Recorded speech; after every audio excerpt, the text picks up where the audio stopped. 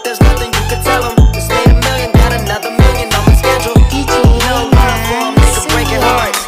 No keys, push to start. Yeah, you know what it is. Everything I do it big. Yeah, screaming that's nothing. When I pulled off the lot, that's stunt. Stuck in my town, you see me, you know everything. Black and yellow, black and yellow, black and yellow, black and yellow. I put it down from the whip to my diamonds. I've been black and yellow, black and yellow, black and yellow. Keberadaan air di muka bumi merupakan suatu keajaiban. Air memiliki sifat-sifat yang dapat bereaksi dan berinteraksi dengan baik secara fisik maupun kimia dengan benda-benda lain. Interaksi antara air dan zat mineral di dalam tanah membantu proses metabolisme makhluk hidup yang ada di sekitarnya. Air di alam semesta juga membantu proses pembentukan bintang.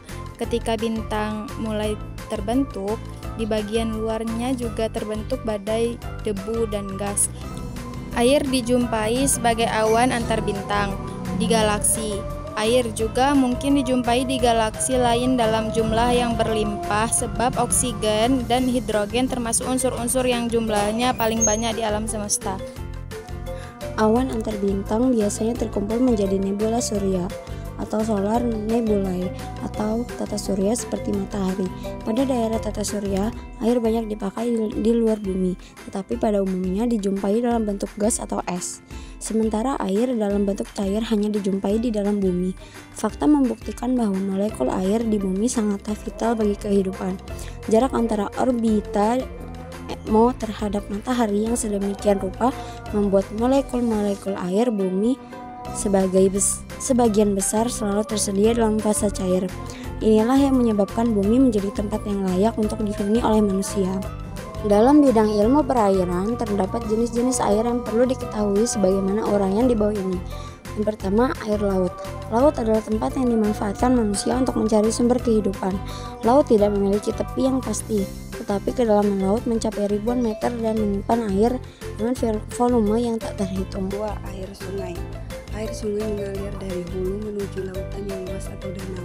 Secara ilmiah, air sungai terbentuk dari sumber mata air atau air hujan yang tidak terserap ke dalam tanah hingga kemudian mengalir ke dataran yang paling rendah, danau atau lautan lepas. 3. Air di dalam bumi. Air yang telah jatuh ke bumi kemudian akan terbagi menjadi 3. Pertama, air yang menguap kembali karena pemanasan. Kedua, air mengalir di permukaan sungai hingga ke danau, kolam, sawah, atau cekungan tanah. Ketiga, air yang terserap ke dalam tanah. Air tersebut kemudian akan tersimpan dan mengalir di sela-sela bebatuan di dalam tanah. 4. Air atmosfer. Air yang berada di atmosfer merupakan gas atau uap yang berasal dari atau permukaan bumi yang menguap akibat panasnya matahari. Air di atmosfer terjadi karena adanya pelembapan udara dari satu tempat ke tempat lain. Proses penguapan tersebut pada dasarnya adalah proses pendinginan karena untuk penguapan air dibentukkan energi hingga uapan air mengikuti embusannya.